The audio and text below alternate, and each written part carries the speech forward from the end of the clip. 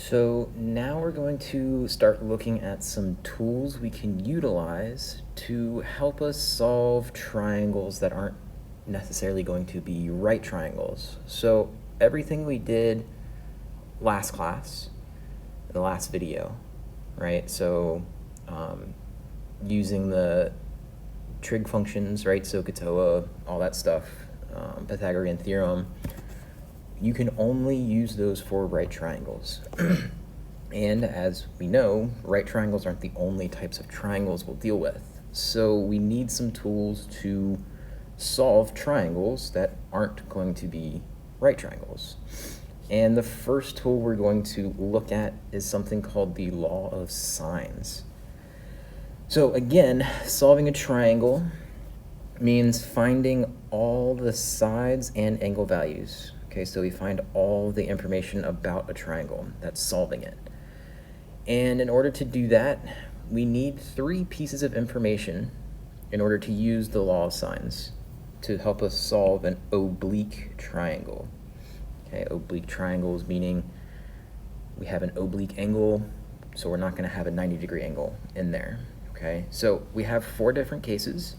We're going to talk about all 4 cases briefly real quick, and then we'll talk about kind of what laws we're going to use for them, and then we'll kind of get into the first part of law of sines. Okay, so case 1 is what we're going to look at today.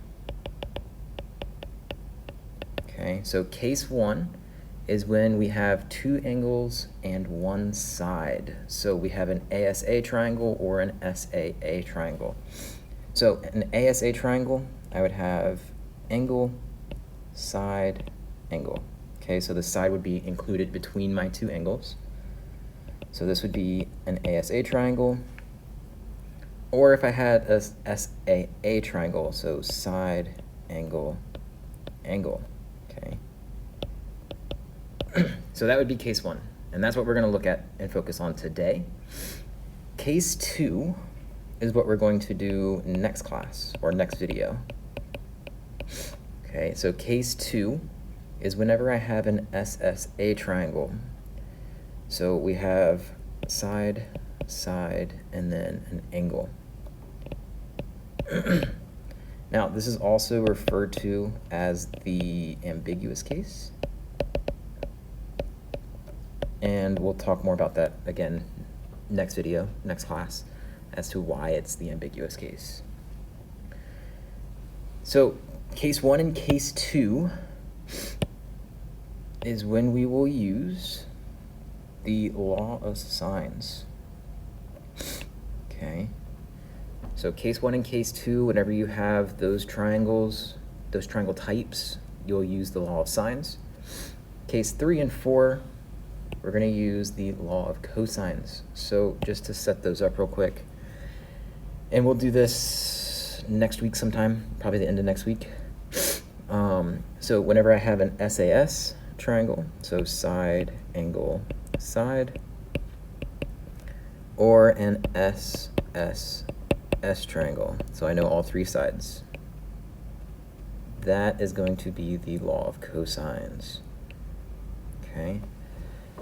So, again, we're solely going to focus on case 1 today. So, an ASA triangle or an SAA triangle. So, let's look at some examples of dealing with the law of sines. But before we do that, let's actually talk about the law of sines. So, the law of sines. I have an oblique triangle, and we're used to using A, B, and C as our angles, and then lowercase a, lowercase b, lowercase c for our sides. So just to kind of put that into the formula as we'll kind of use it, sine alpha would be, sine of A over side A. Sine of beta, sine B over side B. And then we would have sine C over C. So the way I go about using the law of sines is you're going to set up one of these fractions based on having both pieces of information. So you have the angle and the corresponding side. That'll give you your completed fraction. And then you use that completed fraction to solve a missing piece. So, like, let's say we wanted to find side B, and we had angle A and side A. So I would use those two fractions. So you're going to use 2 of the 3, basically, every time. So you can do those 2, you could do these 2, or you could do these 2. Okay.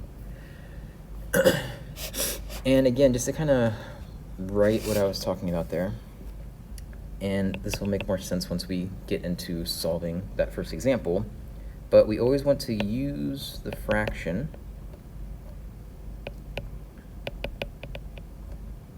that is completed.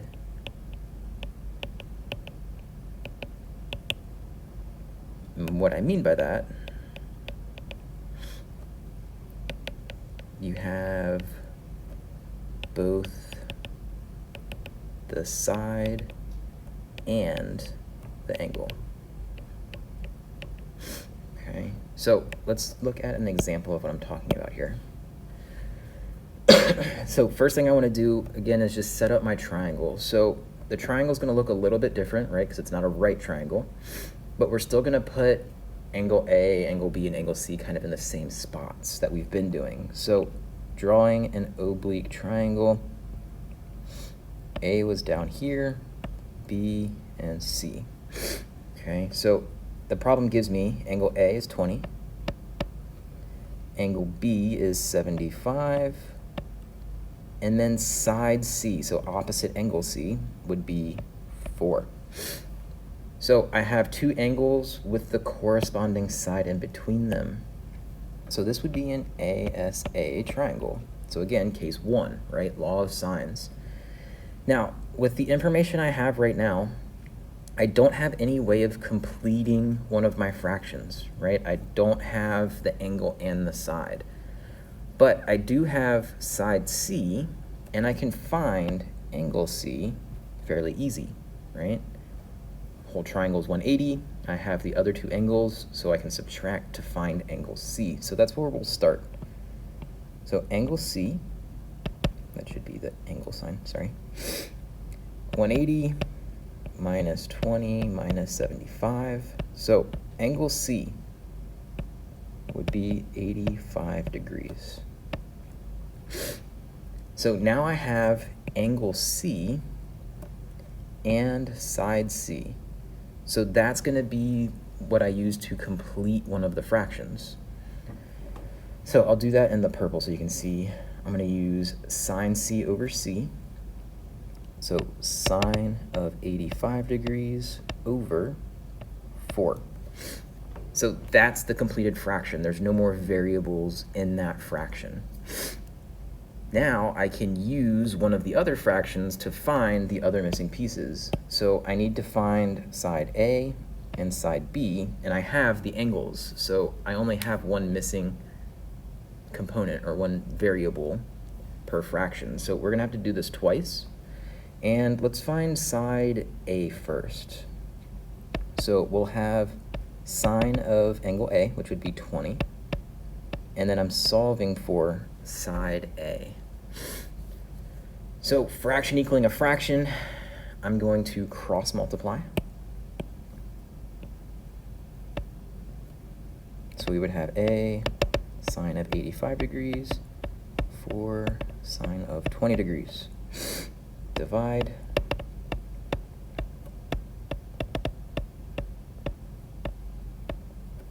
So A, side A, would equal, and I would type that into Desmos, right? And we'll round to 2 decimal places. Why not? So I would get side A is 1.37. All right, so I have side A now. I've found angle C. Last thing I need to do is find side B. So again, I'm going to use, just for consistency, that completed triangle I started with, right? Angle C, side C. So sine of 85 degrees over 4. And then this time, I'm going to use sine B over B. So sine of angle B would be 75 degrees, and I'm solving for side B. Again, fraction equaling a fraction, we're going to cross multiply.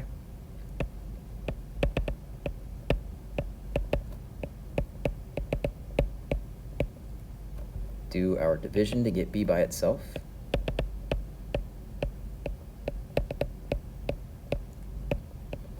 And I get side B, and again, typing that into Desmos, I would get 3.89. So now I have all my components of my triangle, and it's done. It's solved for, okay? Now, let's look at example B. So again, we're going to set up our triangle. A is 50. B is 20. I don't know what C is. And it gives me side A. So this would be 3. I don't know B. I don't know C. So this would be side, angle, angle, right? I have side and then 2 angles. So SAA. So again, case 1, right? So if you're given 2 angles, it's always easiest to find that angle by subtracting from 180. So again, we'll start there. And 180 minus 50 minus 20, I get angle C equaling 110 degrees. Now I just need to find my missing side lengths, right? So in this triangle, my completed fraction, I have angle A and side A. So that's going to be the complete fraction that I use for the law of sines. So we would have sine of 50 degrees over 3. So there's my completed fraction. And let's find side B first. So sine of angle B, sine of 20, over side B. And again, cross multiply. I get B sine of 50, 3 sine 20, divide.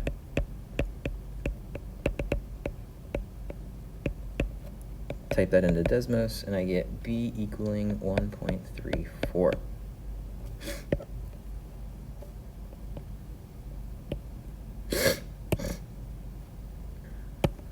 All right, using that same completed fraction that I used, right, angle A, side A. And this time, we're going to solve for side C. So sine of angle C, we found was 110, and then side C. Now, you don't always have to use the same completed fraction, but I would highly recommend you do that. One reason, our side B is an approximated answer because we round the fraction or the decimal. So if I were to use angle B side B for finding side C, it wouldn't be as good of an answer, and that might have you run into some issues. So always just use the fraction that it gives you, okay? The problem will always kind of give you the setup of one of them, and I would just use that throughout the problem to solve for the other missing pieces, just like I'm doing here, right? I'm using angle A side A for both of my missing pieces. So I got it set up, cross multiply.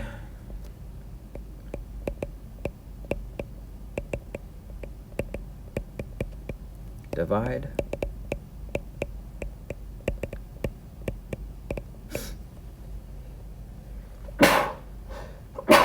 Oh, sorry. Side C, typing that into Desmos, I would get 3.68. And now I have all my pieces of the triangle, so it's solved. All right, now the last thing we're going to do, we're going to do 2 more problems. We're going to look at some real world, I guess, word problems, right? And how you would use this stuff to actually find some different answers to real world applicable problems. So when I look at my diagram, so consult the diagram, define the length of the span of a proposed ski lift from angle A to angle B. So if I look at my picture here, here is angle A to B, right? So we're finding that side length, and we'll call that X. Okay. Now, it says the angle of DAB, okay, so DAB is 25, and it's written there, but it's kind of light, so I'm going to rewrite it. 25 degrees is right here, okay? And then he walks a distance of 1,000 feet from angle A to angle C, and then he measures ACB, and that's 15 degrees, okay? Now, we have two questions to answer here. What's the distance from A to B? So that's the X I put there. And then it also asks for the height of the mountain. So that would be from B to D. So let's start with finding that distance from A to B, the length of the ski lift. So we'll just put a little A there so we know what we're working on. And then we'll call the second question B, like part B. Okay, so first things first. If I look at the smaller triangle, okay, so triangle ABC, I only have a side length and one angle measure. So in order to use the law of sines, I need to get some more information here, okay? And the easiest would be to find this angle measure here. So if I think about my geometry days, right, that full rotation to make it flat, that would equal 180 degrees. And then I'm going to subtract the 25. And that's going to give me that purple angle there. So that would be 155 degrees. And that would be angle BAC. Okay, so here's 155. Now, the last part, just to kind of finish that triangle, that top angle right here, which would be ABC, 180 minus 155 minus 15, so that would give me 10 degrees. All right, so I now have enough information to use the law of sines. Okay, I have an angle and its opposite side length, right? So that would be the 10 degrees here and the 1,000 feet. Okay, so let's find that side length. Okay, so the sine of 15 degrees over x, right, that would be the incompleted fraction. The completed fraction, I would have sine of 10 degrees, right, that top angle, over my side length, which was 1,000 feet, sine of 15 degrees over, and we're going to call that x, right? Cross multiply, we get x sine of 10 degrees, 1,000 sine of 15 degrees, divide,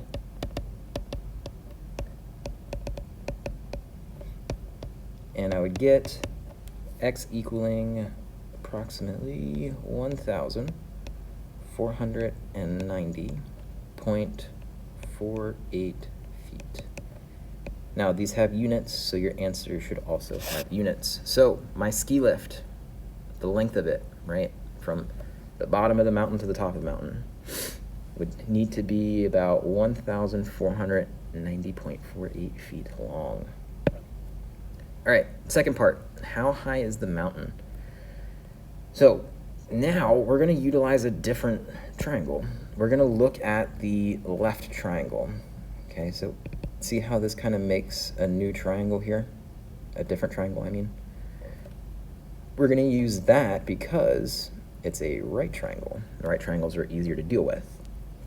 So for part B, we're going to use the left triangle. And just to kind of redraw it so we can focus on it a little bit more. So there's the mountainside, right? I'm finding this side length. I know that this is 25 degrees. And I know that the hypotenuse from my previous problem is 1,490.48 feet. Okay. So again, this is a right triangle.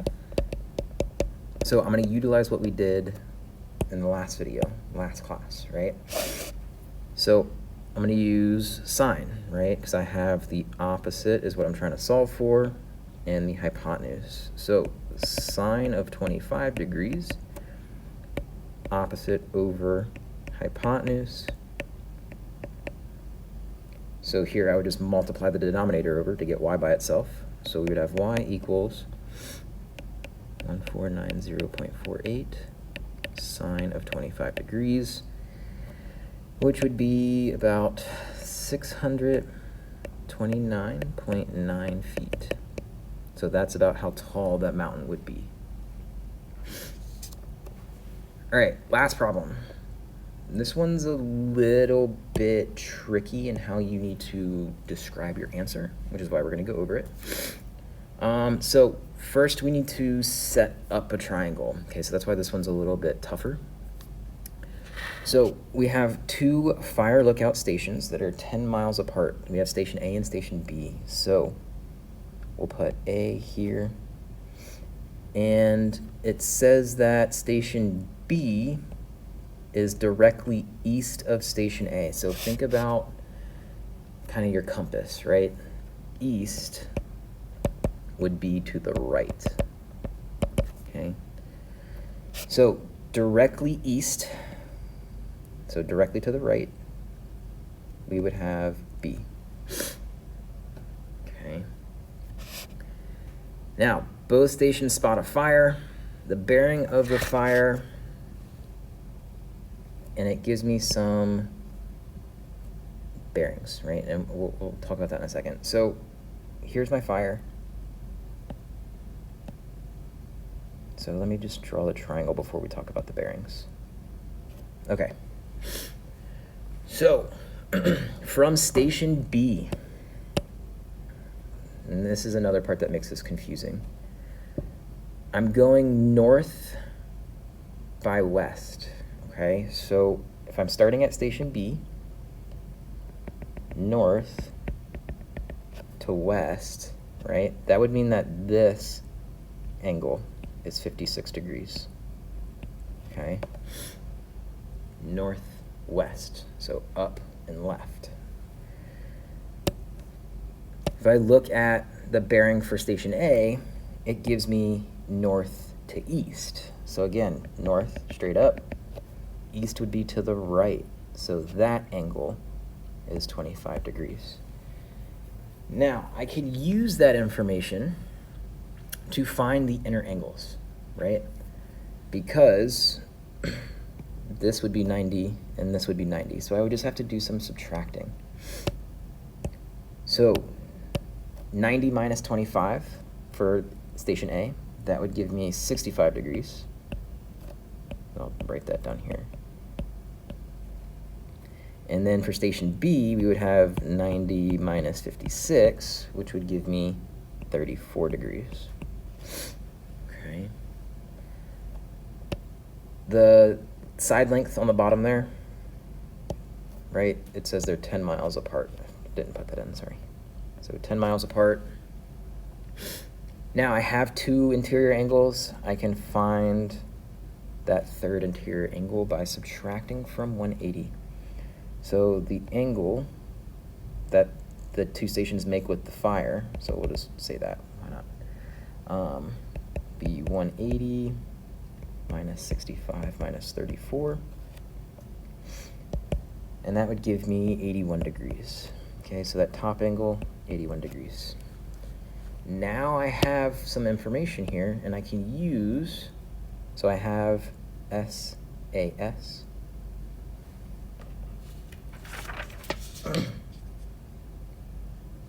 or sorry, ASA, right? Angle, side, angle. So I can use my law of sines here. And my completed fraction would come from that information. Okay, so now we need to kind of talk about finding my side lengths and what that means. So here would be side A. Sorry, my picture's getting a little cluttered, right? Now, side A describes the distance from station B. So that's why this is confusing, because it's an A, but it's describing the situation of station B. Likewise, the side length B, which would be here, that describes the distance from station A. So, to find station A and how far away from the fire it is, we're going to have to use station B info to find side B. Okay, so completed fraction will stay the same, right?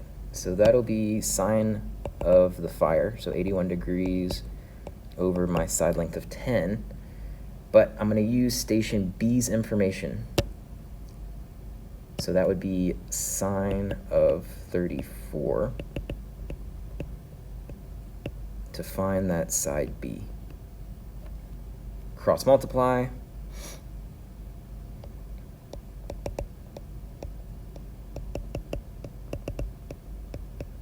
And divide. So I get B equaling about 5.66 miles. So we would say station A is 5.66 miles from the fire. Okay. All right. Same thing to find that last side length. So I'm still going to use my completed fraction. So this is going to be for station B. So again, we're going to use the opposite station's info. So we're going to use station A info to find side A. There. Okay. So same completed fraction, sine of 81 over 10.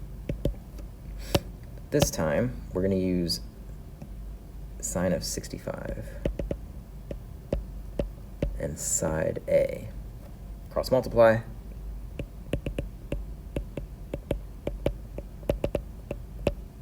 Divide.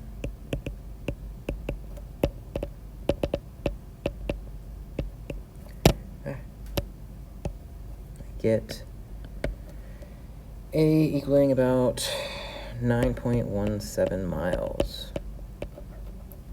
So we would say station B is 9.17 miles from the fire. So station A would be able to get there quicker, most likely. All right.